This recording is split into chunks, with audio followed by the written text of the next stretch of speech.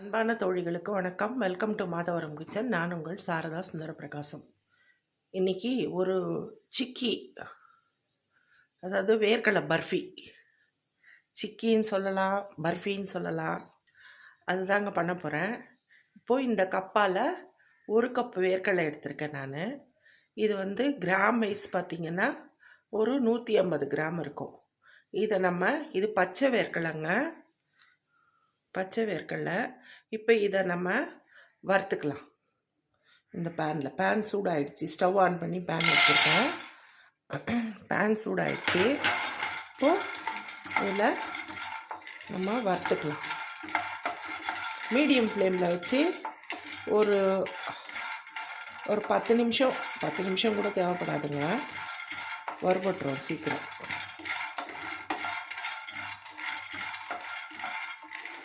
இதை வறுத்துக்கலாங்க.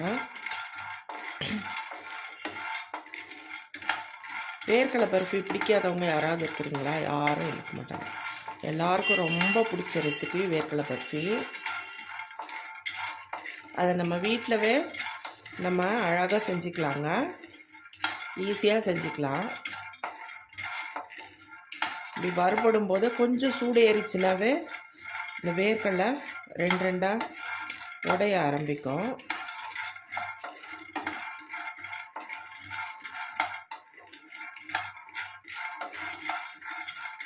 நல்லா வறுபட்டுடுச்சிங்க. இப்போது ரெண்டாக உடையுது, அப்படியே பட்டுன்னு. இந்த மாதிரி ஸ்டேஜில் நம்ம எடுத்துடலாங்க வேர்க்கடலையை. நல்லா வறுபட்டுடுச்சு. இப்போது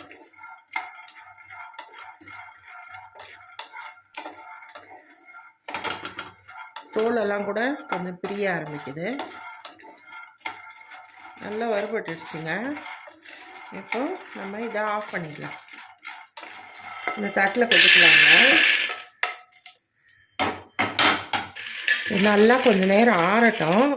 அப்போ தான் வந்து தோல் எடுக்க வரும். தோல் எடுத்துட்டு நம்ம அதுக்கப்புறம் தான் இதை செய்ய ஆரம்பிக்கணும். அதனால் கொஞ்சம் ஆறினப்புறம் தான் தோல் நல்லா வந்துடும். அதனால் இது ஆறட்டும், பார்க்கலாம். இப்போது வேர்க்கடலையை நல்லா தோல் எடுத்துட்டேங்க. இந்த பாருங்கள், இந்த மாதிரி நல்லா க்ளீனாக தோல் எடுத்துட்டு இந்த மாதிரி வச்சுக்கணுங்க. இப்போ இந்த முழுசாக இருக்குல்ல அந்த வேர்க்கடலையை, அந்த வேர்க்கடலையெல்லாம் சும்மா இப்படி ஒரு டம்ளர் வச்சு, ஒரு டம்ளரோ கிண்ணமோ வச்சு இப்படி உடச்சிக்கலாங்க. லைட்டாக இது பண்ணுங்க, ரொம்ப உடச்சிங்கன்னா தூள் ஆகிடுது. அப்புறம்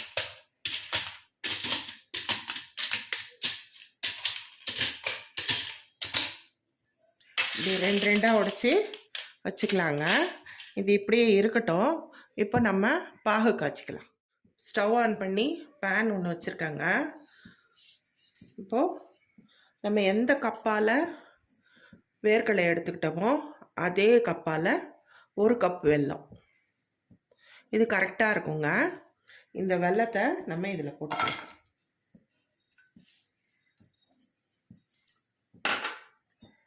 போட்டுக்கிட்டு இது 3/4 டம்ளர் தண்ணி இருக்குது. நான் அவ்வளோ ஊற்றலை, ஒரு 1/4 டம்ளர் ஊற்றிருக்கேங்க, போதும். இது ஃபஸ்ட்டு கரைஞ்சி, வெல்லம்லாம் கரைஞ்சி நமக்கு இது வந்தவுடனே எல்லாம் கரைஞ்சிட்ட உடனே நம்ம வந்து இதை வடிகட்டிக்கலாங்க. அதுக்கப்புறம் நம்ம பாகு செக் பண்ணிக்கலாம். எல்லாம் நல்லா கரையுதுங்க. இந்த கட்டிகளெல்லாம் இப்படி உடச்சி நல்லா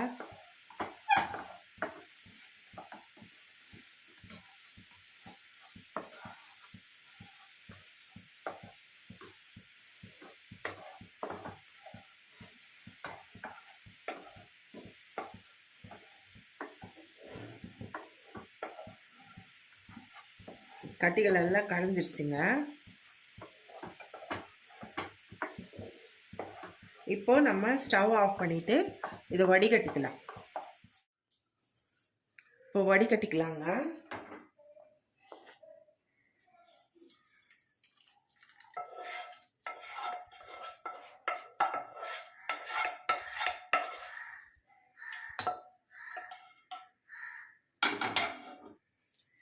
பாருங்க எவ்வளோ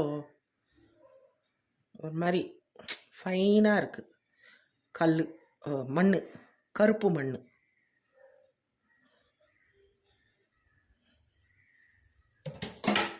இப்போது வடிகட்டினதை மறுபடியும் நம்ம அந்த பேனை கழுவிட்டு அதில் ஊற்றி நம்ம பாகு எடுத்துக்கலாம்.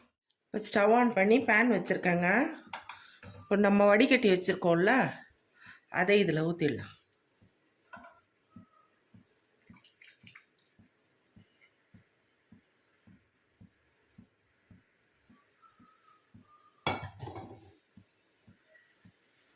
இப்போது நல்லா கொதித்து நமக்கு கெட்டியான பாகு, அதாவது திக்கு பாகு வரணுங்க. கடைசி ஸ்டேஜ் அதுதான். நல்ல முறிஞ்ச பாகுன்றாங்களே, அந்த மாதிரி வரணும். அந்த மாதிரி வந்தால் உங்களுக்கு பர்ஃபி ரொம்ப நல்லா வருங்க. கொதிக்குது, நீங்கள் செக் பண்ணிக்கிட்டே இருக்கணும். பாகு கொதிக்கட்டும், செக் பண்ணலாம்.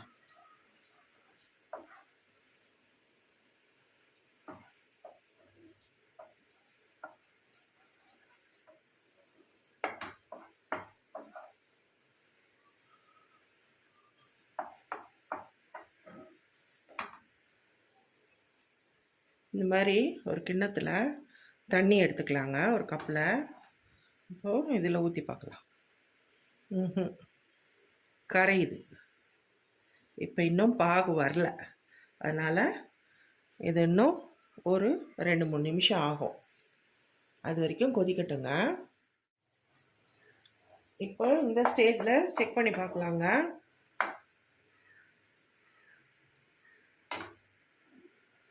பாருங்க, உருண்டை கட்டுது, ஆனால் கரையுது. இது மாதிரி இருக்கக்கூடாது, நல்லா திக்கு பாகாக வரணும். இது அதிரசம் பாகு. இன்னும் கொஞ்ச நேரம் நம்ம கிண்டிக்கிட்டே இருக்கலாங்க.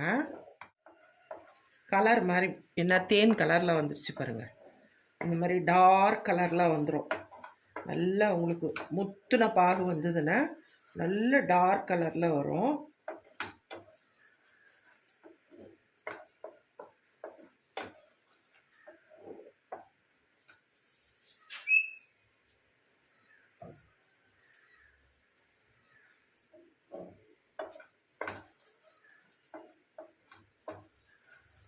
மறுபடியும் செக் பண்ணி பார்க்கலாம்.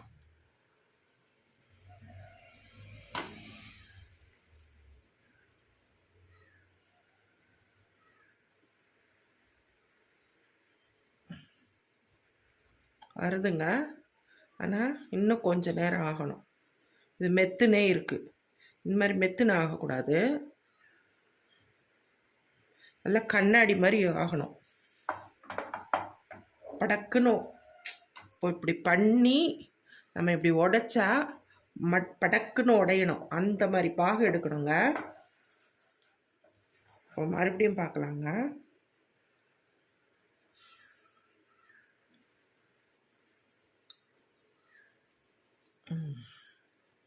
இந்த பாருங்க,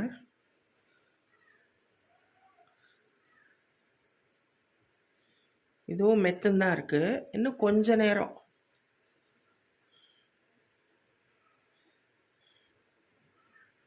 இன்னும் கொஞ்ச நேரம். இது இந்த மாதிரி ஸ்டேஜில் நீங்கள் போட்டுட்டிங்கன்னா சூவியாக ஆகிடும். நமக்கு பர்ஃபி கடக்குன்னு உடையிற மாதிரி இருக்கணும் இல்லைங்க, இது மாதிரி இருக்கக்கூடாது பாகு. இதுக்கு அடுத்த ஸ்டேஜ் தான். அதனால் கொஞ்ச நேரம் பார்க்கலாம். எல்லாம் கொதிக்கிற வாசனை, அந்த பாகு ஸ்மெல்லு நல்லா வருதுங்க.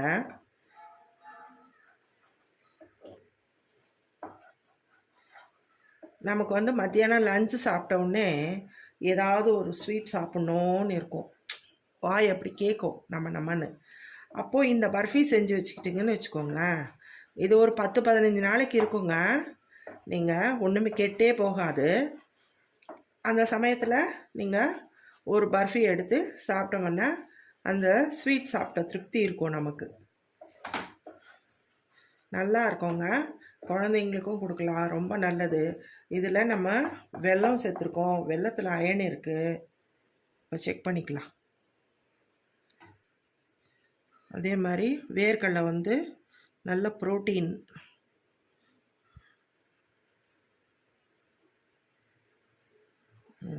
இதை பாருங்க, உடையுது பாருங்க டக்குன்னு.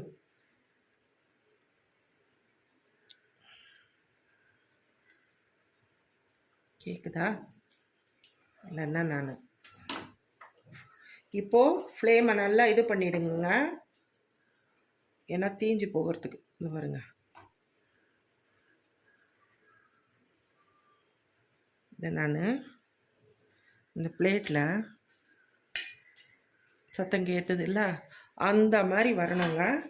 இதான் ஸ்டேஜு. இப்போது நம்ம இந்த வேர்க்கடலையை இதில் கொட்டிடலாம்.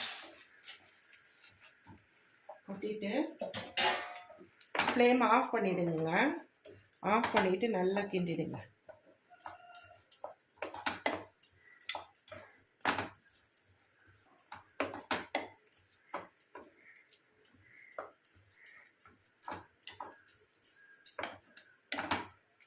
இப்போது ஒரு ஸ்பூன் நெய் விட்டுக்கலாங்க. ஒரு ஸ்பூன் நெய் விட்டுக்கலாம். இதில் இந்த கிளாஸியாக வரது பர்ஃபி நல்லா பளபளன்னு வருங்க.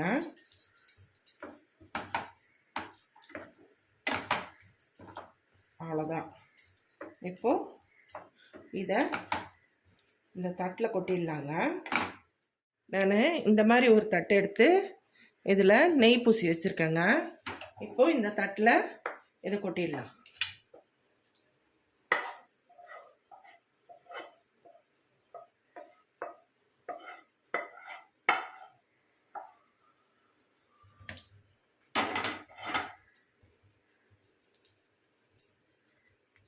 இப்படி நல்லா ஸ்ப்ரெட் பண்ணிக்கோங்க.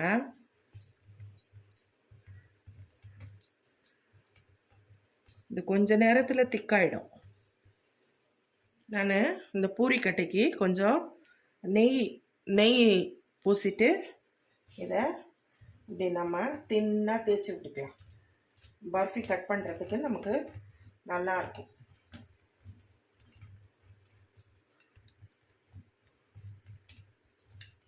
ஒரு 1/2 இன்ச் திக்னஸ்க்கு.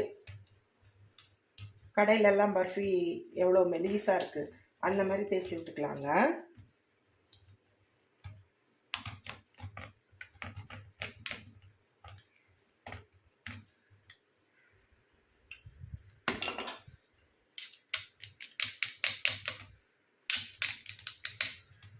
இந்த மாதிரி ஸ்கொயர் ஷேப்புக்கு கொண்டு வந்துடுங்க. ஒரு 2 நிமிஷம் இப்படி இருக்கட்டும், அதுக்கப்புறம் நம்ம கட் பண்ணிக்கலாம். இப்போது சூடாகவே இருக்குங்க. இந்த சூட்லவே நம்ம வந்து இந்த மாதிரி கத்தி வச்சு நம்ம இந்த மாதிரி பீஸ் போட்டுக்கலாம். அதுக்கப்புறம் நமக்கு உடச்சி எடுக்கிறதுக்கு ஈஸியாக இருக்கும். ஆறுனப்புறம் ரொம்ப கெட்டியாகிடுச்சுன்னா உங்களால் கத்தியை இது பண்ண முடியாதுங்க. அதனால் இப்போவே பீஸ் போட்டேன்.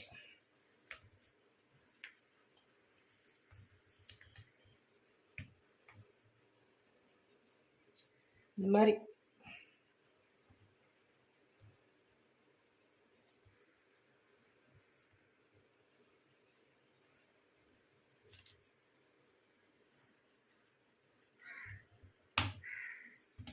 இது ஒரு 1/2 hour ஆறணுங்க. அப்போ தான் உங்களுக்கு வந்து எடுக்க முடியும். அதனால் நல்லா ஆறினப்புறம் நம்ம பார்க்கலாம். அவ்வளோதாங்க, ரெடி ஆயிடுச்சு. பாருங்கள் எவ்வளோ அழகாக வந்திருக்கு. ஆனால் கரெக்டு ஷேப் வரல. ஆனால் டேஸ்ட்டு கடை டேஸ்ட்டை விட ரொம்ப நல்லா இருக்குங்க. இந்த பாருங்கள், ஒன்று உடச்சி காட்டுறேன். எப்படி உடையுது பாருங்கள், படக்குன்னு. நல்ல டேஸ்ட்டாக இருக்குங்க.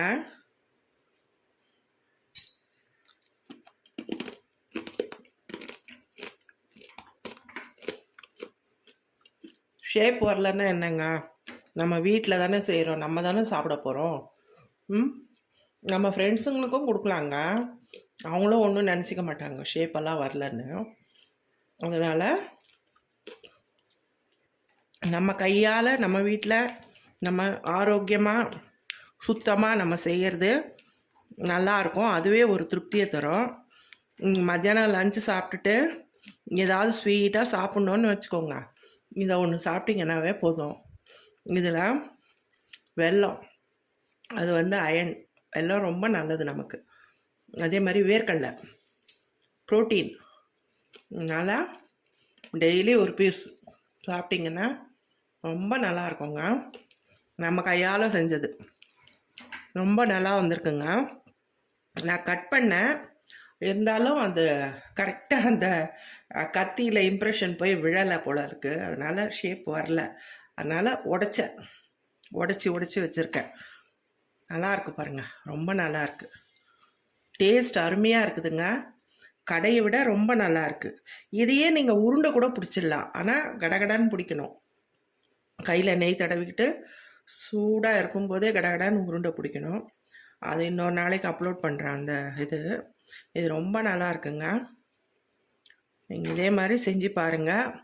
இது நோ ஃபெயிலியர் ரெசிபி. இது வெல்லம் கரெக்டு. நம்ம பாகு வெல்லம் வாங்கக்கூடாது. பாகு வெல்லம்னா அது அப்படியே இழுவியாக வரும். நார்மல் வெல்லமே வாங்கிட்டு நீங்கள் வேர்க்கடலையில் இந்த மாதிரி பண்ணி பாருங்கள். ரொம்ப நல்லா இருக்குங்க. ரொம்ப டேஸ்ட் ரொம்ப அருமையாக இருக்குது. கட்டாயம் ட்ரை பண்ணி பாருங்கள். இந்த ரெசிபி உங்களுக்கு பிடிச்சிருந்தா லைக் பண்ணுங்கள், ஷேர் பண்ணுங்கள், கமெண்ட் பண்ணுங்கள். மறக்காமல் சப்ஸ்கிரைப் பண்ணிவிடுங்க. Thank you friends.